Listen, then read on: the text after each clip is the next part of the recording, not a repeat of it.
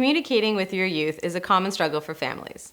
The following tips are simple to understand, but often difficult to implement. Do your best to be mindful of these tips, but remember, mistakes are inevitable and you are aiming for progress, not perfection. Tip 1. Actively listen to your youth. Although this may seem obvious, it is a very human tendency to overlook this when we are busy, stressed, tired, distracted, and so on.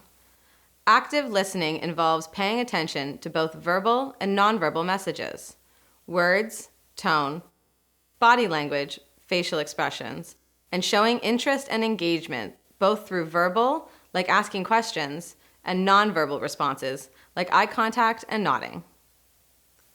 Tip 2. Use simple statements to keep messages brief. Youth are more likely to tune out if messages are wordy. Tip 3. Remember to notice and acknowledge the positives.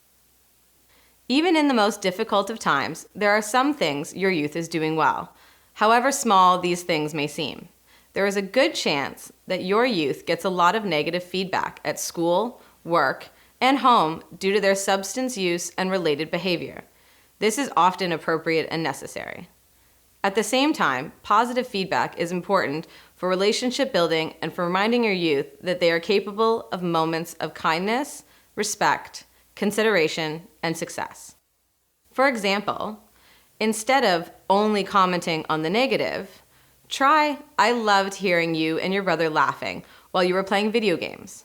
Or, "Thanks for coming in quietly last night." Or, "That's great that you attended your therapy appointment." Tip 4. Whenever possible, state things in terms that you want as opposed to what you don't want. For example, instead of, "Don't leave the kitchen a mess," try, "Please put your dishes in the dishwasher." Tip 5. Try to avoid the use of the word but, perhaps by replacing it with and or also, but tends to minimize the importance of the part of the statement that came before the word.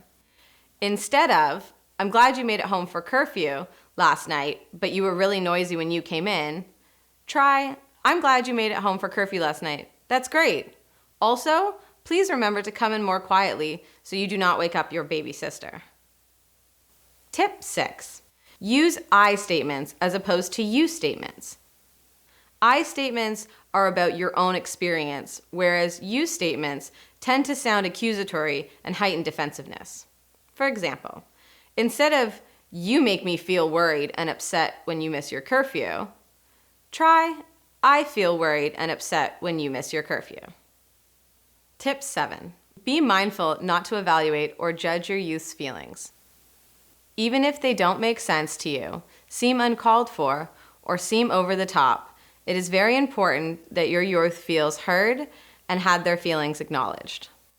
Judgmental statements tend to heighten emotions and defensiveness, which creates additional barriers to effective communication. Neutral statements tend to calm things down. For example, instead of, "It's ridiculous that you're angry at me, you're the one who broke curfew," try, "It seems to me that you're angry with me right now. Let's talk more about this when we're feeling calmer."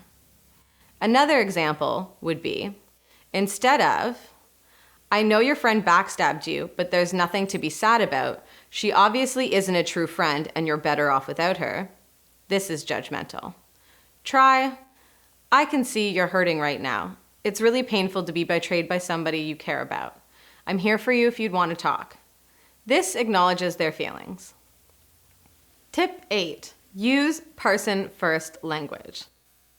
This is a more respectful way to think about, address, and discuss an individual and their challenges.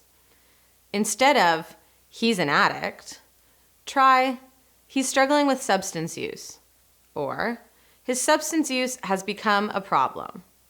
Or another option is, "His substance use is negatively affecting his well-being."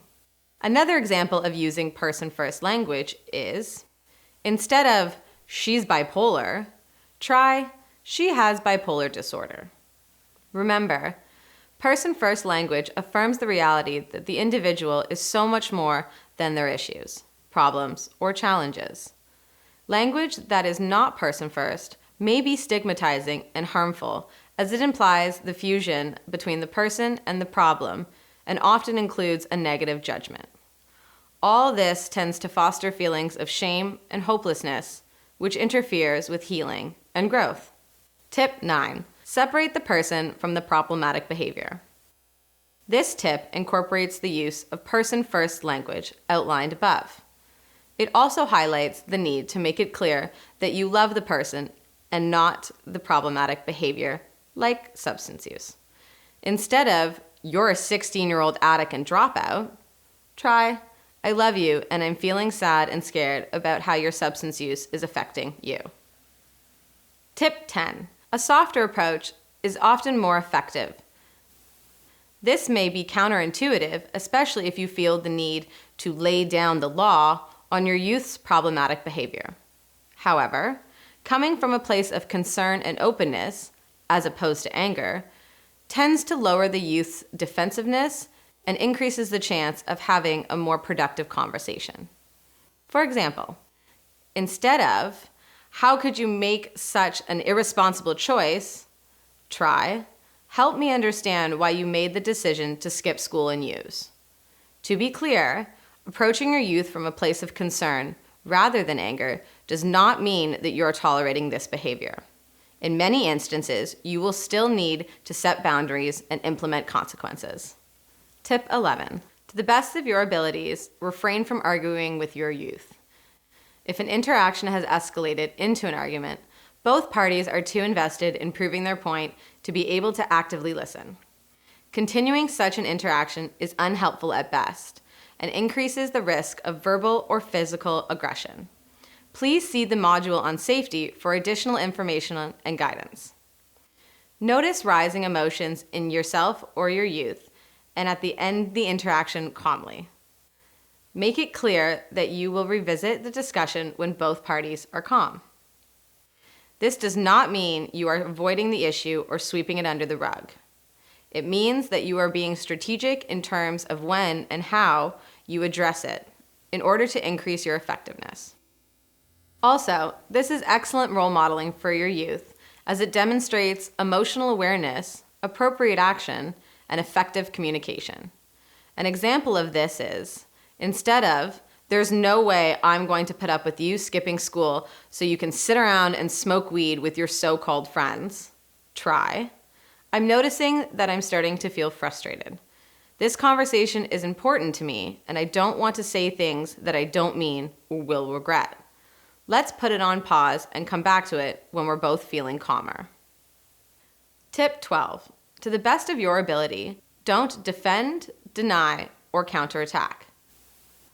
In some cases, your youth may be trying to elicit a strong reaction from you, and a neutral response tends to be an effective antidote to this. Also, it lowers the risk of the interaction escalating into an argument. Instead of, "How dare you call me a crappy parent? I have done everything I can to support and guide you. You're the one causing all the problems in our family," try, "I'm sorry to hear that that's how you feel about me right now. Let's take some space and come back to this when we're both feeling calmer." Tip 13. Address one issue at a time.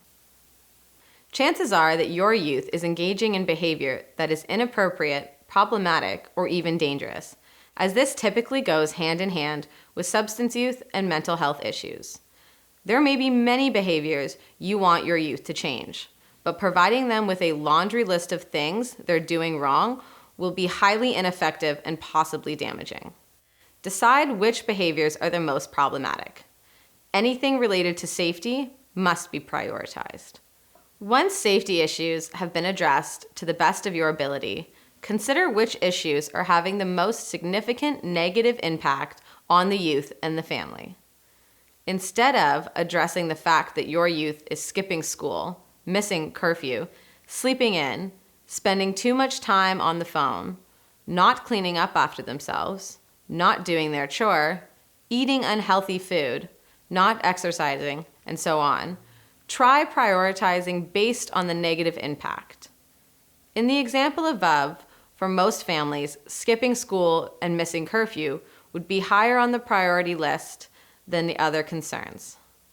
This doesn't mean that the other things don't matter, they just don't matter as much right now.